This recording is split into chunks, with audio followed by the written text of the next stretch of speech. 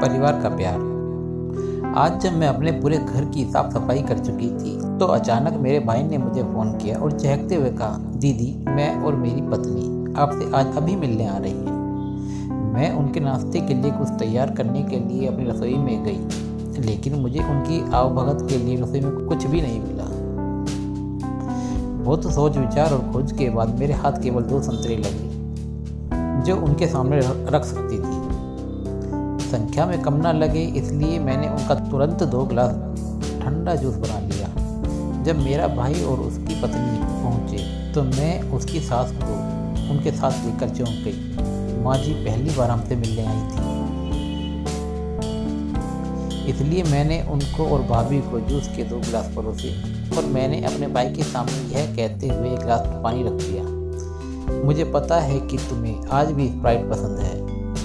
अभी उसने स्प्राइट का 1 घूंट ही पिया था और महसूस ही किया था कि यह पानी है कि अचानक उसकी सास ने कहा, बेटा मैं भी स्प्राइट ही पीना चाहूँगी, बुरा ना माने तो मुझे भी स्प्राइट ही दे दो। यहाँ मैं फंस गई थी और शर्मिंदगी में अटक सी गई थी, लेकिन मेरे भाई ने उनसे यह कहकर मुझे बचा लिया, माँ मैं आपके लिए रसोई में से 1 गिलास लेकर इसे अभी आधा आधा कर लाता हूँ। थोड़ी देर बाद हमें किचन में गिलास टूटने की आवाज़ सुनाई थी। फिर वह लटका सा मुंह लेकर वापस आया और अपनी सास से बोला, सॉरी यह गिलास मेरे हाथ से गिर गया और टूट गया, लेकिन कोई बात नहीं माँ, मैं तुरंत पड़ोस की दुकान से आपके और मेरे लिए अभी स्प्राइट ले आता हूँ। उसकी सास ने मना कर दिया और मुस्कुराते हुए कहा, इसकी कोई आवश्यकता नहीं बेटा, आज शायद मेरी किस्मत में स्प्राइट थी ही नहीं।